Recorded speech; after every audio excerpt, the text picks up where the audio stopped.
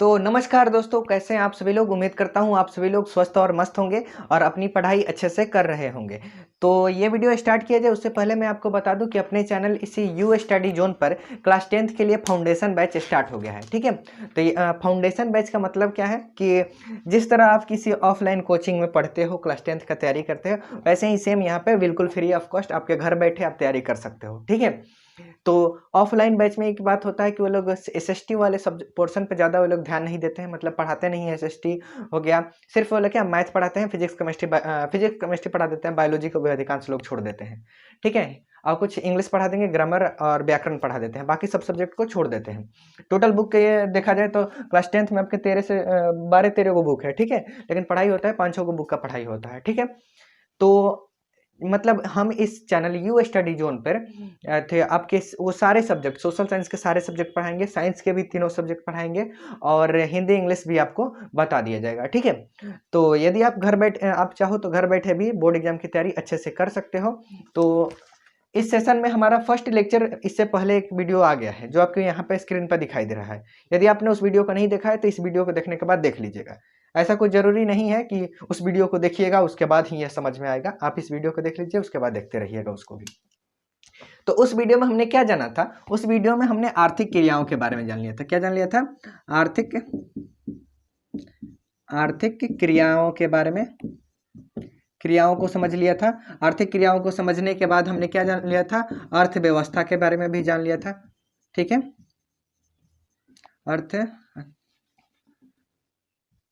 अर्थव्यवस्था के बारे में भी हमने उस वीडियो में समझ लिया था। तो आर्थिक क्रियाओं के बारे में हमने क्या जाना था कि जिस काम को करने के बाद हमें क्या मिलता है? हमें आय की प्राप्ति होती है। आय मतलब क्या होता है प्यारे बच्चों?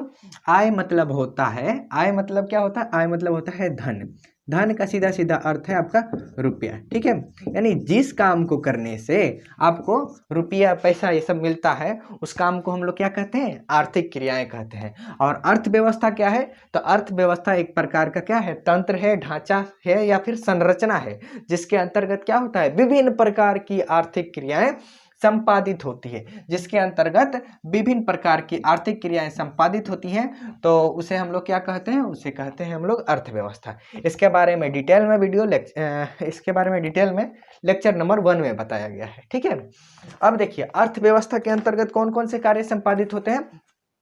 तो अर्थव्यवस्था के अंतर्गत मैंने आपको बताया था कि कृषि, उद्योग, व्यापार, बैंकिंग, परिवहन, संरचना, ये सारी चीजें थे क्या होता है? संपादित होती है।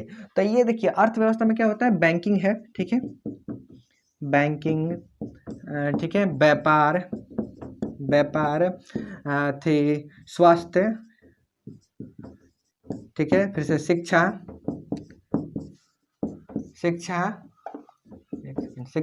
उसके बाद परिवहन,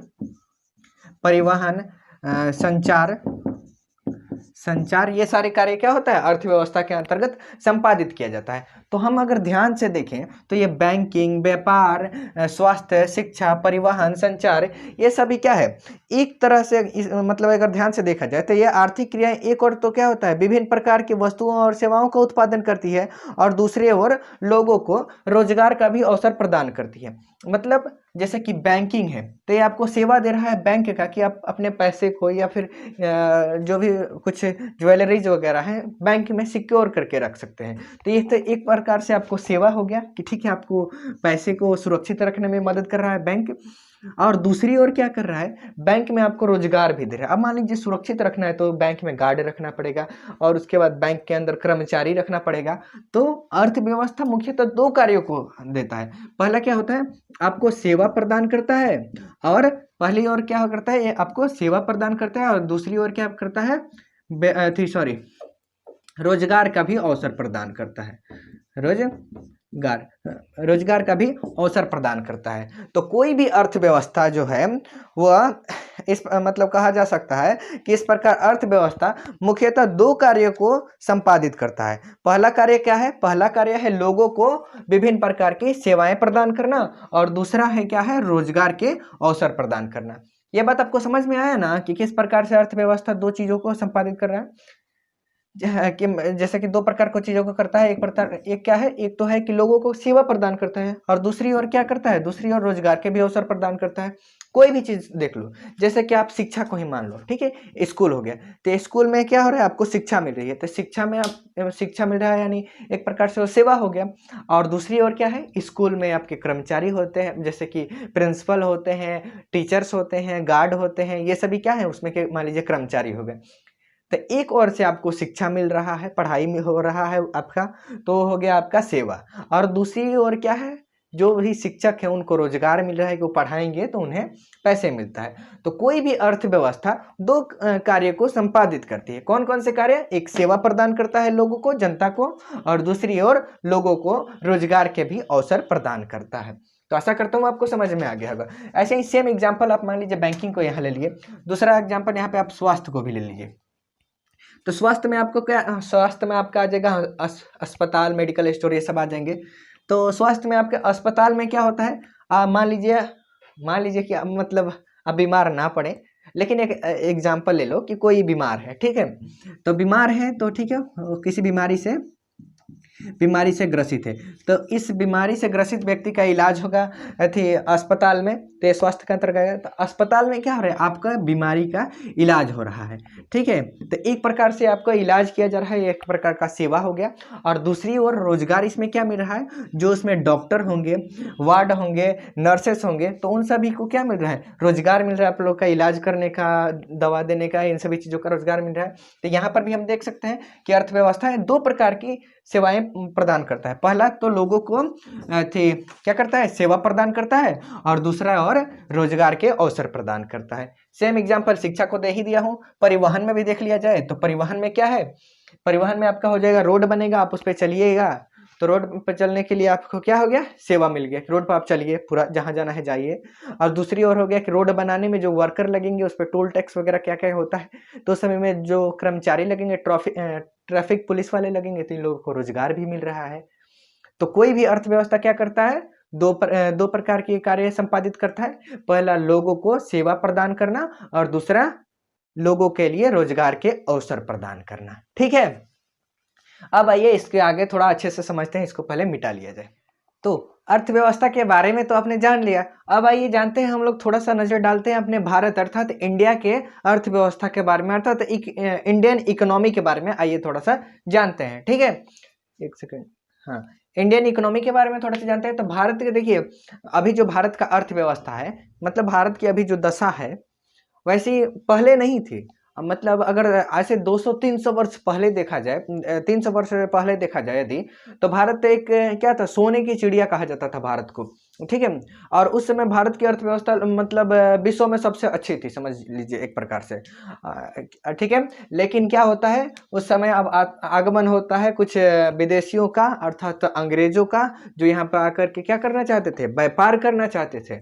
और उन्होंने व्यापार करना यहाँ पर आकर के स्टार्ट किया, अपने एक कंपनी स्टैब्लिश की 1600 ईस्वी में, जिसका नाम क्या था, ईस्ट इंडिया कंपनी। और व्यापार करते करते उन्होंने भारत के लोगों को, भारत में उस समय लोकतंत्र नहीं था, उस समय राजतंत्र था, तो भारत के लोगों को और भारत के राजाओं का उन्होंने क्या किया, एक स्टडी किया। और भारत के जो भी राजा थे उनमें क्या था, एकता नहीं था, वे एक दूसरे से क्या करते थे, हमेशा युद्ध करते रहते थे। और क्यों करते थे, अपना साम्राज्य बढ़ाने के लिए युद्ध करते रहते थे। तो उन्होंने, अंग्रेजों ने देखा कि यहाँ पर लोगों में एकता नहीं है, अर्थात राजाओं में एकता नहीं है। तो अंग्रेजों ने क्या किया, कमजोरी उन्होंने, अंग्रेजों ने पता कर लिया, और उसके बाद फूट डालो और शासन करो नीति का अवलंबन किया उन्होंने। डिवाइड एंड रूल पॉलिसी का मतलब अवलंबन करके पूरे भारत पर अपना धीरे धीरे साम्राज्य बनाने लगे। अब आइए इसको थोड़ा सा डिटेल में समझते हैं। देखिए, 15 अगस्त 1947 को हमारे देश को क्या मिला, आज़ादी मिला। और आज़ादी से लगभग 200 वर्षों तक मतलब भारत अंग्रेजों का गुलाम रहा था, ठीक है। 15 अगस्त 1947 को भारत को आज़ादी मिल गया, लेकिन उससे पहले लगभग 200 वर्षों तक अंग्रेजों ने भारत पर शासन किया था।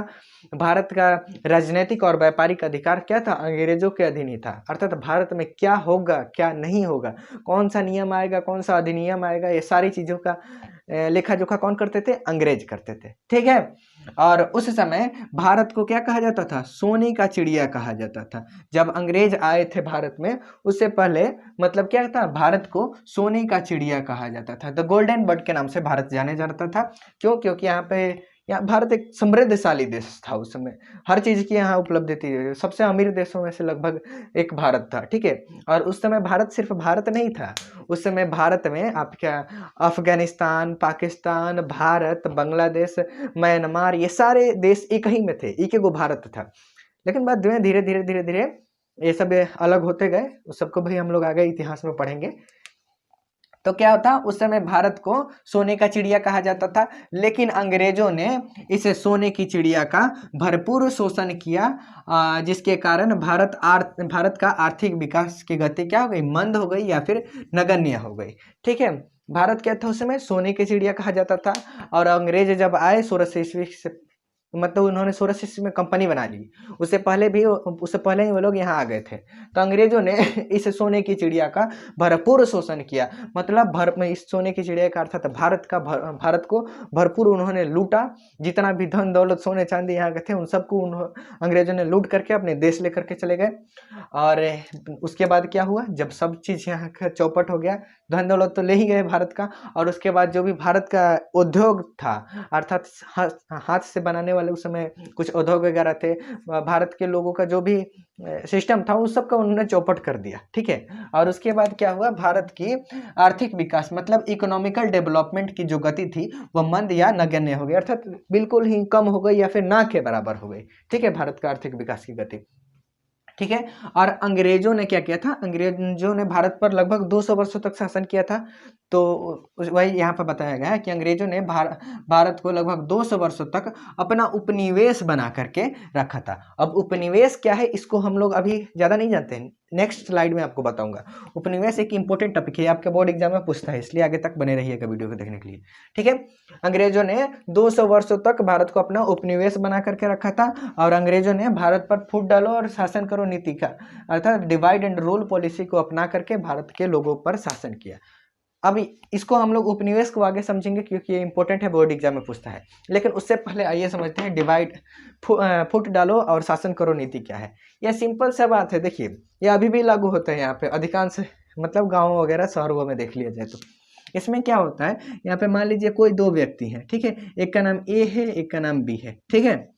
अब मैं इंसानों वाला नाम नहीं लूंगा, लेकिन क्योंकि किसी का नाम होगा तो झूठ मूठ कैसे लग जाएगा, ठीक है। एक का नाम ए है, एक का नाम है बी है, और एक का नाम मान लीजिए यहाँ पे सी है। तो ठीक है, मान लीजिए ए और बी क्या है, दोनों एक दूसरे के भाई हैं। अब ये बी जो है, भाई नहीं, इसके बगल में का कोई पड़ोसी है, ये इसके पास जाएगा, बी के पास, बोलेगा क्या, तुम्हारा भाई ना तुम्हारे बारे में ऐसा बोल रहा था कि ये जो ए है ना, ये मुझसे अच्छा से बात नहीं करता है, ये नहीं करता है, मतलब जाकर के चुगली करेगा, उसकी बुराई करेगा, ठीक है। किसके पास? सी जाके बी के पास करेगा। उसके बाद इससे बात कर लेगा, हट जाएगा, उसके बाद फिर जाएगा ए के पास, ठीक है। एक बार मान लीजिए, एक बार जाकर के बी को भड़काएगा, फिर एक बार जाकर के ए को भड़काएगा, दोनों को भड़काएगा, उल्टा सीधा एक दूसरे के बारे में बताएगा कि ये ऐसा नहीं है, वैसा तुम्हारे बारे में ऐसा बोल रहा था कि तुम अच्छे से बात नहीं करते हो, झूठ बोलते हो, वगैरह वगैरह चीज़ें। मान लीजिए दोनों की बुराई करेगा, इसकी बुराई उससे जाकर बताएगा, उसका बुराई इससे बताएगा, और दोनों में क्या करेगा, झगड़ा लगा देगा। तो क्या हुआ, ये दोनों पहले एक थे, लेकिन झगड़ा के बाद दोनों क्या हो गए, अलग हो गए, ठीक है। तो मतलब ये सी जा करके इन दोनों का बुराई करके अलग किया, तो इसी को क्या कहा जाता है, फूट डालो और शासन करो नीति, यानी डिवाइड एंड रूल पॉलिसी। तो अंग्रेज भी क्या करते थे, भारतीय लोगों पर फूट डालो और शासन करो नीति का अवलंबन करके भारत के लोगों पर लगभग 200 सालों तक राज किए, ठीक है। तो भारतीय अर्थव्यवस्था का इतिहास आपको आशा करता हूँ समझ में आया होगा।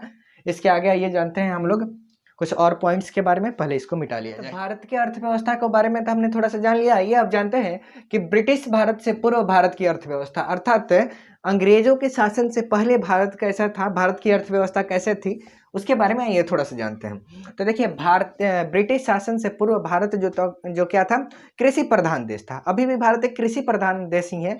अंग्रेजों के शासन में भी था तो भी कृषि प्रधान ही देश था, और अंग्रेजों के शासन से पूर्व भी क्या था, कृषि प्रधान देश था। लेकिन फर्क क्या है कि उस अंग्रेजों मतलब ब्रिटिश शासन अर्थात अंग्रेजों के शासन से पूर्व भारत की अर्थव्यवस्था क्या थी? कृषि प्रधान थी। लेकिन उसके बावजूद भी कई महत्वपूर्ण देशों की तुलना में भारत का जो था औद्योगिक सिस्टम, व्यापार का जो सिस्टम था और यातायात का, ट्रांसपोर्ट का जो सिस्टम था और आधारभूत जो संरचनाएं थी वो कई देशों की तुलना में अच्छी थी। ठीक है, भारत तो उस समय भी था कृषि प्रधान देश ही, अंग्रेजों के शासन में भी कृषि प्रधान देश ही रहा।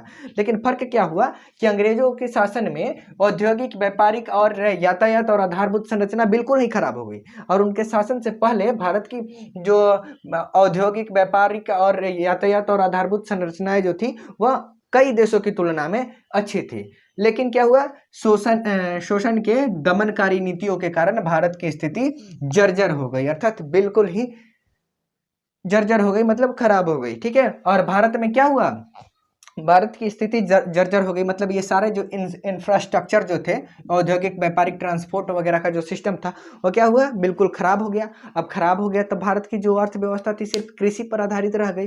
अब सिर्फ कृषि से तुम कितना कमा लोगे?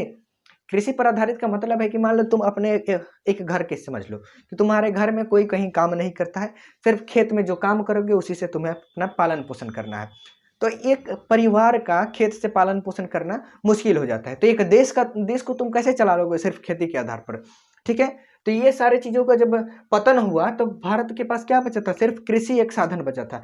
कृषि के कारण अब क्या हुआ, भारत में अब दूसरे कहीं से सोर्स पैसा आ नहीं रहा था, सिर्फ कृषि से आ रहा था, और कृषि से पैसे से तुम अमीर तो नहीं बन सकते हो। तो भारत में क्या हुआ, गरीबी आई, अशिक्षा आया और अंधविश्वास फैला। अब देखो गरीबी आई, कैसे आई, क्योंकि खेती से ज्यादा पैसा नहीं मिलता था, तो लोग क्या बस अपने पालन पोषण, जीवन यापन कर ले, वही उन लोगों के लिए ढेर था उस समय के भारतीयों के पास। तो अपना जीवन यापन बेचारे करते थे, पढ़ेंगे कहाँ से, पैसा ज्यादा रहेगा तभी ना पढ़ेंगे। उस समय हमारे जैसे YouTube channel you study zone थोड़ी ना था कि सबको जाकर के फ्री में पढ़ाएगा। ठीक है, तो मतलब थी उस समय क्या था, गरीबी हुई, पैसा नहीं था, इसलिए लोग पढ़ नहीं पाए तो भारत में क्या हुआ, अशिक्षा हुआ। अब देखो जब लोग गरीब होंगे, पढ़े लिखे नहीं होंगे, तो सिंपल सा बात है, पढ़े लिखे नहीं होंगे तो बेकार की बातों पर ध्यान देंगे। इसी के चलते क्या हुआ, भारत में अंधविश्वास का भी बढ़ोतरी हुई। अब पढ़े लिखे रहोगे तब ना मानोगे कि हाँ भूत तो नहीं होता है। अनपढ़ लोग तो कहेंगे वही आपका कि हाँ भूत है, हई है, नौ है, कुछ सांप कट लिया तो मान लीजिए जाएंगे वो लोग कहाँ, ओझा बाबा के पास झड़वाने के लिए। तो ये सभी क्या हुआ भारत में, इसी सब के कारण गरीबी, अशिक्षा और अंधविश्वास का बढ़ोतरी हुआ। अब गरीबी का अधिकांश कारण क्या था, क्योंकि भारत की जो जनता थी उनके पास आय की स्थिरता हो गई। कृषि के अलावा दूसरा कोई साधन था नहीं कि पैसा कमाए वो लोग। ठीक है, जितनी भी जनसंख्या थी भारत की वे सभी क्या थी, कृषि की ओर, मतलब भारत की जनसंख्या का कृषि पर भारत की बढ़ती हुई निर्भरता, अर्थात भारत के लोग सिर्फ कृषि पर ही आधारित थे पैसा कमाने के लिए। ठीक है, और हस्तशिल्प उद्योग जितने भी थे, मतलब जो भी हाथ से बनाने वाले उद्योग थे, जैसे कि हाथ से कपड़ा उपड़ा बनाने वाले जो उद्योग थे उस समय, फैक्ट्रीज थी। महात्मा गांधी को देखे ना, चरखा से का कपड़ा बनाते थे, तो वो सभी जितने भी हस्तशिल्प उद्योग थे, फैक्ट्री थे, उन सब का पतन अंग्रेजों ने कर दिया था, अंग्रेजों के शासनकाल में हो गया था। और भारत का जो भी औद्योगिक व्यापार था वो भी लगभग नष्ट हो गया। और इन सभी कारणों के इन सभी के द्वारा अंग्रेजों ने भारतीय अर्थव्यवस्था का बिल्कुल ही पतन कर दिया। ठीक है, तो आशा करता हूं कि आपको ये सारी चीजें समझ में आया होगा। तो आपसे यदि क्वेश्चन पूछा जाए कि सोने की चिड़िया किस देश को कहा जाता था, नीचे कमेंट में बताइए। ठीक है, सोने की चिड़िया के किस देश को कहा जाता था, भारत को कहा जाता था। ठीक है, उसके बाद क्या है कि अंग्रेजों ने भारत को कितने वर्षों तक अपना उपनिवेश अर्थात गुलाम बना करके रखा था, तो 200 वर्षों तक रखा था। ठीक है, आपको पता होना चाहिए। और भारत की अर्थव्यवस्था का चौपट होने का अर्थात क्या हो, बिल्कुल ही क्या जर्जर होने का कारण क्या था, तो जर्जर होने का यही 4 कारण था कि आय की निर्भरता थी, मतलब स्थिरता थी, कि आय का एक ही स्रोत था कृषि। दूसरा क्या था कि भारत की जनसंख्या सिर्फ कृषि पर आधारित ही थी, पैसा के लिए कृषि पर ही वो लोग कार्य, मतलब कृषि वाला ही कार्य कर सकते थे। और हस्तशिल्प जो उद्योग थे वो पतन हो गए, औद्योगिक भी क्या हुआ, पतन ही हो गया। तो अब कृषि से तुम क्या ही पैसा कमाओगे, क्या खाओगे, क्या पढ़ोगे, तो अब इसलिए क्या हुआ, पैसा ज़्यादा नहीं मिल रहा था, तो भारत के अंदर गरीबी बढ़ती गई। ठीक है, अशिक्षा भी बढ़ता गया, और उसके बाद अशिक्षा जब होगा तो जानते ही हो अंधविश्वास होगा। ठीक है, तो आशा करता हूं कि आपको ये भी चीजें समझ में आई होंगी, और समझ में नहीं आई हो तो नीचे कमेंट में बता देना, क्योंकि कमेंट आप लोगों के लिए हमेशा खुला है। और आपको वीडियो अच्छा लगे भले आप कमेंट करो या ना करो, लेकिन वीडियो में कोई पार्ट यदि आपको समझ में नहीं आता है तो उसे नीचे कमेंट में ज़रूर बताओ। तो उससे क्या होगा कि मैं अगली बार और अच्छा से समझाने का प्रयास करूँगा, ठीक है। और बाकी वीडियो अच्छा लगे तो चैनल को सब्सक्राइब कर लेना, लाइक कर देना और अपने दोस्तों के पास शेयर कर देना, या फिर क्लास 10th का कोई स्टूडेंट हो तो उसके पास शेयर कर देना, ठीक है। तो चलिए इसको स्क्रीनशॉट ले लीजिए और अपने कॉपी में नोट कर लीजिएगा। ऐसे इसके बाद भी हमने नोट्स का भी प्रावधान रखा है। आपके इस चैप्टर का पूरा नोट्स बन गया है, तो उसको कैसे मिलेगा उस सब चीज़ मैं बाद में आपको बताऊंगा। बात समझ में ना आया होगा तो नीचे कमेंट में बताइएगा। और इस वीडियो को यहीं समाप्त करते हैं, वीडियो ज़्यादा बड़ा नहीं करेंगे। तब तक के लिए bye bye, take care, have a good day. मिलते हैं अगले वीडियो में।